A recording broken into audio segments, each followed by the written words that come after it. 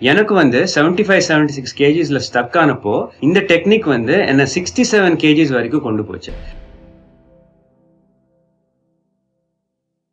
Hi everybody, Sai Sundar, Chennai model. இவ்வளவு நாளா நான் பேசின டெக்னிக்ஸ் எல்லாம் வந்து ஒரு ரிசர்ச்சை பேஸ் பண்ணி ஒரு சயின்ஸ் பேக்டான டெக்னிக்ஸா இருந்தது. இப்ப நான் பேச போறது வந்து பிராக்டிக்கலா எனக்கு என்ன ஒர்க் அவுட் ஆச்சு அப்படிங்கிறது. அதுவும் என்னன்னா, எனக்கு கேலரி ட்ராக்கிங் அண்ட் கவுண்டிங் பத்தி எல்லாம் தெரியறதுக்கு முன்னாடி இந்த டெக்னிக்ஸ் எனக்கு ஒர்க் அவுட் ஆயிருக்கு. இந்த டெக்னிக்கை பத்தி பேசுறதுக்கு முன்னாடி ஒரு விஷயத்த நான் திருப்பி சொல்றேன். ஃபேட் லாஸ் வந்து கேலரி டெபிசிட்டால மட்டும்தான் நடக்கும். அந்த கேலரி டெபிசிட்டை எப்படி சஸ்டெயின் பண்ணிட்டு பசி இல்லாம கடைசி வரைக்கும் கொண்டு போகிறது அப்படிங்கிறதுக்காக தான் இந்த டெக்னிக். ஆனா இந்த டெக்னிக்ல வந்து என்ன ஸ்பெஷாலிட்டி அப்படின்னா, நீங்க கேலரிஸை கவுண்ட் பண்ணவோ ட்ராக் பண்ணவோ அவசியம் கிடையாது. என்னோட ஓன் ஃபேட் லாஸ் ஜேர்னியை நான் ஸ்டார்ட் பண்றப்போ என்னோட வெயிட் வந்து ஒரு 83 கேஜிஸ்ல இருந்தது. 83 கேஜிஸ்ல இருக்கிறப்போ ஒரே ஒரு சின்ன அட்ஜஸ்ட்மெண்ட் தான் பண்ணினேன். காலையிலயும் நைட்டும் வந்து ஃப்ரூட்ஸ் மட்டும் சாப்பிட்டேன். மத்தியானம் வந்து ரெகுலரா எப்பவும் போல சாதம் சாப்பிட்டேன். அந்த டெபிசிட்லயே வந்து அது எவ்வளவுன்னு எனக்கு தெரியாது. 200 கேலரிஸா இருந்திருக்கலாம், 300 கேலரிஸா இருந்திருக்கலாம். ஆக மொத்தமா வந்து அதுவே எனக்கு வந்து ஒரு 75-76 கேஜிஸ் வரைக்கும் கொண்டு வந்துருச்சு. ஒரு சில பேருக்கு வந்து அவ்வளவுதான் ஃபைனல் டார்கெட்டாவே இருந்திருக்கும். ஸோ எவ்வளவு ஈஸி பாத்துக்கோங்க. 83 கேஜிஸ்ல இருந்து வெறும் பிரேக்ஃபாஸ்ட் அண்ட் டின்னரையும் மட்டும் அட்ஜஸ்ட் பண்ணிட்டே வந்து 75-76 கேஜிஸ்க்கு நான் வந்துட்டேன். எல்லாராலே இது செய்ய முடியும்னு சொல்லலை நான். ஆனா இது வந்து கொஞ்சோண்டு அட்ஜஸ்ட்மெண்ட்லேயே உங்களால இவ்வளவு தூரத்துக்கு ப்ராக்ரஸ் பண்ண முடியும்னு சொல்றேன். ஸோ ஒரு சில பேருக்கு 75-76 ஃபைனல் டார்கெட்டா இருந்ததுன்னா அங்கேயே நிறுத்திடலாம். என்னோட கோல் படி வந்து நான் இன்னும் நல்லா ஒரு ரிப்டான ஒரு ஷ்ரெடடான ஒரு பாயிண்ட்டுக்கு வரணும் அப்படின்னு ஒரு தாட்ல இருந்தது. ஆனா எனக்கு வந்து 75-76 கேஜிஸ்லேயே வந்து ஹால்ட் ஆயிடுச்சு கம்ப்ளீட்டா வெயிட். என்னெல்லாமோ ட்ரை பண்ணிட்டோம், என்னால் அதை தாண்டி போகவே முடியல. அந்த நேரத்தில் தான் இந்த டெக்னிக் பார்த்தேன். இந்த டெக்னிக் பேரு இன்டர்மிட்டன்ட் ஃபாஸ்டிங். இன்டர்மிட்டன்ட் ஃபாஸ்டிங் என்னன்னு பாத்தீங்கன்னா, ஒரு ஃபாஸ்டிங் விண்டோ இருக்கும், ஒரு ஈட்டிங் விண்டோ இருக்கும். விண்டோனா ஒரு டைம் பீரியட், ஒரு 24 ஹவர்ஸ்ல ஒரு பீரியட் ஆஃப் டைம்ல வந்து நீங்க ஃபாஸ்ட் பண்ணுவீங்க, ஒரு பீரியட் ஆஃப் டைம்ல வந்து சாப்பிடுவீங்க. அந்த ஃபாஸ்டிங் விண்டோ வந்து ஒருத்தர் அவங்க ஆப்ஜெக்டிவ்க்கு ஏற்ற மாதிரி டிஃப்ரெண்டா வச்சுப்பாங்க. 16-8 இருக்கு. 16 ஹவர்ஸ் ஃபாஸ்ட் பண்ணிட்டு 8 ஹவர்ஸ் வந்து ஈட்டிங் விண்டோவா வச்சுப்பாங்க. 18-6 இருக்கு. 18 ஃபாஸ்டிங் அண்ட் 6 வந்து ஈட்டிங். 24 இருக்கு. 20 fasting and 4 hours eating. So எவ்வளோக்கு எவ்வளோ ஃபாஸ்டிங் பீரியட் அதிகமா பண்றீங்களோ அவ்வளோக்கு அவ்வளோ அது எக்ஸ்ட்ரீமா இருக்கும். நீங்க வந்து ஸ்டார்டிங் வந்து ஒரு 14 to 16 ஹவர்ஸ் ஃபாஸ்ட் பண்றதுக்கு டார்கெட் பண்ணீங்கனாலே போதும். எனக்கு தெரிஞ்சு கடைசி வரைக்குமே அது மோர் தென் எனஃப். எனக்கு என்னோட கலீக்ஸ் ஃப்ரெண்ட்ஸ் எல்லாம் நிறைய பேர் 14 to 16 மட்டுமா ஃபாலோ பண்ணிட்டு அவங்க டார்கெட்டை கூட ரீச் பண்ணிருக்காங்க. இதுல என்ன அட்வான்டேஜ் பாத்தீங்கன்னா, நீங்க டயட்டோ ஏதாவது ஸ்பெசிபிக்கான ஃபுட் சாய்ஸஸ் மாத்துறது அந்த மாதிரி எல்லாம் நீங்க எதுவுமே செய்ய தேவையில்லை. நீங்க வழக்கமா என்னெல்லாம் சாப்பிட்டுட்டு இருக்கீங்களோ அது அப்படியே சாப்பிட்டுக்கலாம். ஒரு மீலை மட்டும் நீங்க ஸ்கிப் பண்ணுவீங்க. அது ஐதர் பிரேக்ஃபாஸ்டா இருக்கலாம் இல்ல டின்னரா இருக்கலாம். ஏதாவது ஒரு மீலை நீங்க ஸ்கிப் பண்ணீங்கன்னா அந்த மீல்ல சாப்பிட வேண்டிய கேலரிஸை வந்து நீங்க சேவ் பண்ணிடுறீங்க. அவ்வளவுதான். அதுதான் கேலரி டெபிசிட். மற்ற 2 மீலும் நீங்க எப்படி சாப்பிடுவீங்களோ வழக்கம் போல அதே மாதிரி சாப்பிட வேண்டியதுதான்.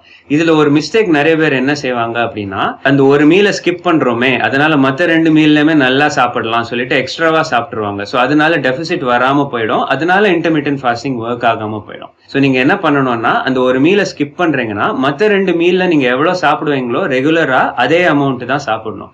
இன்னொரு விஷயம் என்னன்னா, நிறைய ஸ்டடீஸ் வந்து என்ன சொல்லுது, இன்டர்மிட்டன்ட் ஃபாஸ்டிங் செய்யும் போது நிறைய பேருக்கு அந்த 2வது 3வது மீல் சாப்பிடும்போது அந்த யூசுவல் அமௌண்ட்டுக்கு மேல அவசியம் இல்லை.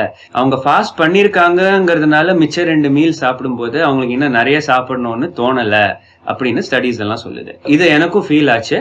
எனக்குமே வந்து அந்த ஒரு ஃபாஸ்டிங் பீரியடை தாண்டின உடனே ஈட்டிங் பீரியட்ல டெஃபினட்டா வந்து எனக்கு அதனால இன்னும் எக்ஸ்ட்ரா ஹங்கர் வந்து இன்னும் நிறைய சாப்பிடணுங்கிற ஒரு நீடு வந்து எனக்கு இருக்கவே இல்லை.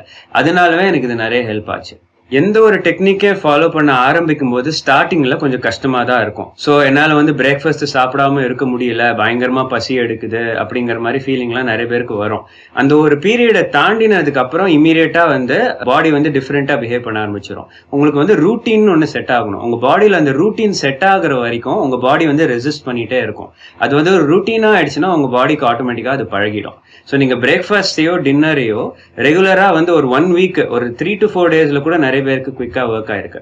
ஒரு 3 to 4 டேஸ் வந்து நீங்க கண்டினியூஸா அதே ரூட்டீனா ஃபாலோ பண்ணீங்கன்னா ஆட்டோமேட்டிக்கா இந்த டைம்ல தான் உங்களுக்கு பசி எடுக்கும்னு உங்க பாடி வந்து சிக்னல் பண்ண ஆரம்பிச்சிடும். ஸோ மார்னிங் வந்து நீங்க பிரேக்ஃபாஸ்ட் ஸ்கிப் பண்ண ஆரம்பிச்சீங்கன்னா, ஸ்கிப்னா நீங்க மேபி ஒரு ஃபர்ஸ்ட் மீல் வந்து 1 மணிக்கோ 2 மணிக்கோ சாப்பிட்றீங்கன்னு வச்சுக்கோங்களேன்.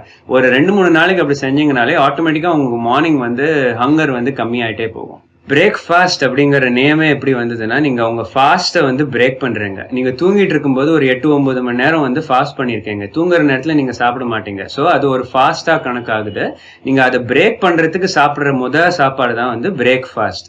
ஸோ டெக்னிக்கலி நீங்க பிரேக்ஃபாஸ்ட்டை ஸ்கிப் பண்ணீங்கன்னா கூட நீங்க சாப்பிடுற லஞ்ச் தான் உங்க பிரேக்ஃபாஸ்ட். சில பேர் பிரேக்ஃபாஸ்ட்டை ஸ்கிப் பண்ணுறதுக்கு ப்ரிஃபர் பண்ணுவாங்க, சில பேர் டின்னரை ஸ்கிப் பண்ணுறதுக்கு ப்ரிஃபர் பண்ணுவாங்க. ஒரு சில பேருக்கு காலையில பயங்கர வெறித்தனமா பசிக்கும், காலையில சாப்பிட்டே ஆகணும்னு இருக்கும், ஆனா ராத்திரி வந்து அவ்வளவு சீக்கிரம் பசிக்காது. ஒரு சில பேருக்கு ராத்திரி ஆக ஆக தான் இன்னும் பயங்கரமா பசிக்கும், காலையில வந்து எழுந்தோடனே பசிக்காது. எனக்கு எப்படின்னா, எனக்கு காலையில எழுந்தோடனே ரொம்ப நேரத்துக்கு பசிக்காது. ஸோ நான் பிரேக்ஃபாஸ்ட்டை ஸ்கிப் பண்ணுறது நான் ப்ரிஃபர் பண்ணினேன். இன்ஃபேக்ட் நான் வந்து இன்டர்மீடியன்ட் ஃபாஸ்டிங் எவ்வளவு தூரம் கொண்டு போயிருக்கேன் அப்படின்னா 24 வரைக்கும் கூட கொண்டு போயிருக்கேன். 20 hours of fasting with 4 hours of eating. அதையும் தாண்டி OMAD இருக்கு, OMAD, 1 meal a day. So ஒரே ஒரு மீல் தான் சாப்பிடும். 24 hours ஃபாஸ்ட் பண்ணிட்டு அந்த 24th hourல ஒரு மீல் சாப்பிட்றது, அது வரைக்கும் இப்போ கூட பண்ணியிருக்கேன். அதையும் தாண்டி லாங்கர் ஃபாஸ்ட் எல்லாம் கூட பண்ணியிருக்கேன். பட் இதெல்லாம் வந்து ஒரு அளவுக்கு மேலே போகும்போது அன்னெசரியா டெட்ரிமெண்டலாக போயிடும். அதுக்கு ஒரு சில பெனிஃபிட்ஸ் எல்லாம் இருக்குன்னு சொல்றாங்க, பட் அதை நான் வேற வீடியோல கவர் பண்ணுவேன். இப்போதைக்கு வந்து நீங்க ஸ்டார்ட் பண்ணும்போது இன்டர்மீடியன்ட் ஃபாஸ்டிங் நீங்க ஃபர்ஸ்ட் டைம் ஸ்டார்ட் பண்றீங்க அப்படின்னா ஒரு 16 hours ரீச் பண்றதுக்கே டார்கெட் பண்ணுங்க. அதுவே மோர் தென் எனஃபா இருக்கும். ஸோ ஃபார் எக்ஸாம்பிள், நீங்க வந்து டின்னர் நைட்டு 10 மணிக்கு சாப்பிட்றீங்கன்னு வச்சுக்கோங்களேன். அடுத்த மீல் வந்து நீங்க எப்ப சாப்பிடுவீங்கன்னா அடுத்த நாள் மத்தியானம் 2 மணிக்கு சாப்பிடுவீங்க. 10 o'clock அப்புறம் எதுவுமே சாப்பிடக்கூடாது, தண்ணி மட்டும் குடிச்சுக்கலாம். அதோட தூங்கிட்டு எழுந்துட்டு வெறும் தண்ணி மட்டும் குடிச்சிட்டு மத்தியானம் 2 மணி வரைக்கும் கொண்டு போனீங்க அப்படின்னா கரெக்டா 16 hours ஆஃப் ஃபாஸ்ட் வந்து கணக்காகும். அதுக்கப்புறம் லஞ்ச் அண்ட் டின்னர் வந்து ரெகுலரா சாப்பிடலாம். இதுல இனிமேதான் மெயின் மேட்டர் வருது. அதாவது உங்க ஃபாஸ்டிங் விண்டோல உங்க பசியை எப்படி தவிர்க்கிறது அப்படின்னு. இதுக்கு சில கிரவுண்ட் ரூல்ஸ் எல்லாம் இருக்கு. ஒரு சில ரூல்ஸ் எல்லாம் நீங்க ஃபாலோ பண்ணீங்கன்னா கம்ஃபர்டபுளாவே பசி வராம உங்களால 16th hour வரைக்கும் மேனேஜ் பண்ண முடியும். ஆனா இந்த ரூல்ஸை ஃபாலோ பண்ணும்போதுதான் நிறைய பேர் நிறைய தப்பு பண்றாங்க. ஸோ ஃபர்ஸ்ட் ரூல் என்ன அப்படின்னா, முடிஞ்ச வரைக்கும் நிறைய தண்ணி குடிங்க. தண்ணி குடிச்சுக்கிட்டே இருங்க. எவ்வளோக்கு எவ்வளோ தண்ணி குடிக்கிறீங்களோ அவ்வளோக்கு அவ்வளோ உங்களுக்கு வந்து வயர் ரொம்ப மாதிரி ஒரு ஃபீலிங் இருக்கும். தண்ணி குடிக்கும் போது நீங்க என்ன செய்யலாம்னா, பிளாக் காஃபி, பிளாக் டீயும் குடிக்கலாம். ஸோ அதுல இருக்கிற கேஃபீன் வந்து உங்க மெட்டபாலிசமை பூஸ்ட் பண்ணும், ஃபேட் பர்னிங்கை வந்து ட்ரிகர் பண்ணி விடும் ஜாஸ்தி. கேஃபீன் வந்து என்ன செய்யும்னா, பாடியில இருக்கிற ஃபேட் செல்ஸ்ல இருந்து ஃபேட்டை எக்ஸ்ட்ராக்ட் பண்ணிட்டு மோபிலைஸ் பண்ணும். மோபிலைஸ் பண்ணணும்னா பிளட் ஸ்ட்ரீம்ல அதை மூவ் பண்ண வைக்கும். அதனால உங்களுக்கு வந்து ஃபேட் வந்து எனர்ஜியா பர்ன் பண்றதுக்குண்டான டெண்டன்சி பாடியில வந்து ஜாஸ்தி ஆகும். ஸோ அந்த ஃபேட் வந்து பாடியில பர்ன் ஆயிட்டு அதை எனர்ஜியா யூஸ் பண்ற நேரத்துல உங்களுக்கு பசி அவ்வளவு சீக்கிரம் வராது. ஆட்டோமேட்டிக்கா ஹங்கர் வந்து சப்ரஸ் ஆக ஆரம்பிச்சிடும். ஏன்னா ஃபேட் வந்து எனர்ஜியா யூஸ் பண்ணிட்டு இருக்குங்கிறதுனால. இந்த இடத்துல வந்து நிறைய பேர் என்ன மிஸ்டேக் பண்ணுவாங்கன்னா, காஃபியை வந்து சக்கரை போட்டு சாப்பிடுவாங்க, இல்ல பால் ஊத்தி சாப்பிடுவாங்க. இது பண்ணினாலே ஆட்டோமேட்டிக்கா கேலரிஸ் வந்துடும். எப்போ ஒரு கேலரிஸ் உள்ள வருதோ அப்போ ஆட்டோமேட்டிக்கா உங்க பாடியோட டைஜஷன் ப்ராசஸ் வந்து ட்ரிகர் ஆயிடும். பாடியோட டைஜஷன் ப்ராசஸ் ட்ரிகர் ஆச்சுனாலே உங்களுக்கு ஹங்கர் வந்து டபுள் ட்ரிபிளா ஆயிடும். ஸோ ஹங்கரை வந்து மேனேஜ் பண்றதுக்கு மெயின் டெக்னிக்கே வந்து உங்க பாடி வந்து ஃபாஸ்டட் ஸ்டேட்ல இருக்கணும். ஃபாஸ்டட் ஸ்டேட்னு ஒன்று இருக்கு, ஃபெட் ஸ்டேட்னு ஒன்று இருக்கு. ஃபெட் ஸ்டேட்னா நீங்க சாப்பிட்டுட்டீங்கிறதுக்கு அப்புறம் வர ஸ்டேட் தான் வந்து ஃபெட் ஸ்டேட். உங்க டைஜஸ்டிவ் சிஸ்டம் வந்து பயங்கர ஆக்டிவா இருக்கிற ஒரு ஸ்டேட் தான் வந்து ஃபெட் ஸ்டேட். ஃபாஸ்டட் ஸ்டேட் வந்து உங்க பாடி வந்து இன்னும் ஃபாஸ்டிங்ல இருக்கு அப்படின்னு சொல்லிட்டு கீட்டோசிஸ்னு ஒரு ப்ராசஸை இன்டியூஸ் பண்ணிவிடும். கீட்டோசிஸ் தான் வந்து ஃபேட்டை பர்ன் பண்ணி எனர்ஜியா யூஸ் பண்றதுக்கு உண்டான ப்ராசஸ். ஸோ கீட்டோசிஸ் எந்த அளவுக்கு நீங்க எனேபிள் பண்ணிருக்கீங்களோ அந்த அளவுக்கு உங்களுக்கு வந்து ஹங்கர் வந்து கம்மியா இருக்கும். டைஜஷன் ப்ராசஸ் ஸ்டார்ட் ஆயிடுச்சுனாலே இன்சுலின்ங்கிற ஒரு ஹார்மோன் வந்துடும். உங்க பாடியில சுகரோ குளுக்கோஸோ எனி ஃபார்ம் ஆஃப் ஃபுட் வந்து வர ஆரம்பிக்கும் போது இன்சுலின்ங்கிற ஹார்மோன் வர ஆரம்பிச்சிடும். இன்சுலின் என்ன செய்யும்னா, எடுத்தோடனே உங்க பிளட் சுகரை எடுத்து கண்ட்ரோல் பண்ண ஆரம்பிச்சிடும். அந்த பிளட் சுகர் டிராப் ஆகும் போதே உங்களுக்கு வந்து ஹங்கர் டபுள் ட்ரிபிளா ஆயிடும். பிளட் சுகர் டிராப் ஆயிட்டு அந்த சுகர் கிராஷ்ல தான் என்ன ஆகுதுன்னா, நிறைய பேருக்கு மயக்கம் வர ஆரம்பிக்கும், தலை சுத்த ஆரம்பிக்கும். நாங்க ஸ்கூல் படிக்கும் போது எங்க கரஸ்பாண்டன்ட் வந்து பலவாளான்னு ஒரு பெரிய ஸ்பீச் கொடுக்குற நேரத்துல பசங்க எல்லாம் வந்து தொப்புன்னு மயக்கம் போட்டு விழுவாங்க. மோஸ்ட்லி வந்து அவங்க பிரேக்ஃபாஸ்ட் சாப்பிடறதுக்கு டைம் இல்லைன்னு சொல்லிட்டு வீட்டுல இருந்து வெறும் பால் மட்டும் குடிச்சிட்டு வந்திருப்பாங்க. அதனால வந்து அவங்களுக்கு பிளட் சுகர் லோ ஆயிட்டு டப்புன்னு மயக்கம் போட்டு விழுந்துருவாங்க. இதெல்லாம் வந்து ரெகுலரா ஏன் நடக்குது அப்படின்னா, ஏதாச்சும் கொஞ்சோண்டு சாப்பிடணும், வெறும் வயிற்றுல இருக்கக்கூடாதுன்னு சொல்லிட்டு அந்த கொஞ்சோண்டு சாப்பிடுற விஷயம் தான் வந்து அவங்க பிளட் சுகரை லோ பண்ணி விடுது. அதனால அவங்க மயக்கம் வந்துடுது, தலை சுத்த ஆரம்பிச்சிருது. இதுல வந்து அவங்க ஒண்ணுமே சாப்பிடாம இருந்திருந்தாங்கனாலே அவங்க சாலிடா நின்றுட்டு இருந்திருப்பாங்க. கீட்டோசிஸ்ங்கிற ப்ராசஸ் ட்ரிகர் ஆயிருக்கும். பசின்னு இருக்கும், ஒரு உள்ளூர ஒரு ஃபீலிங் இருக்கும். ஆனா அது வந்து மயக்கம் போடுற லெவலுக்கு எல்லாம் கொண்டு வராது. ஸோ ஒரு பிளாக் காஃபி ஒரு பிளாக் டீ குடிச்சுக்கோங்க, வித்தவுட் சுகர், வித்தவுட் மில்க். அதுவும் வந்து அவசியம்னா பாத்துக்கோங்க. இல்லாட்டி நீங்க வெறும் வாட்டர் வச்சே தண்ணி நிறைய குடிச்சிட்டே வந்து 16 ஹவர்ஸ் மார்க் உங்களால ரீச் பண்ண முடிஞ்சதுன்னா உங்களுக்கு கம்ப்ளீட் 100% சக்சஸ் வரும். மிச்ச 2 மீலை வந்து நார்மலா நீங்க பிரேக்ஃபாஸ்ட் சாப்பிடும் போது லஞ்ச் அண்ட் டின்னர் எவ்வளவு சாப்பிடுவீங்களோ அதே அளவுக்கு சாப்பிட்டீங்கன்னா உங்களுக்கு அந்த பிரேக்ஃபாஸ்ட் சாப்பிட வேண்டிய கேலரிஸோட இதுல இருந்தே டெபிசிட் வந்துடும்.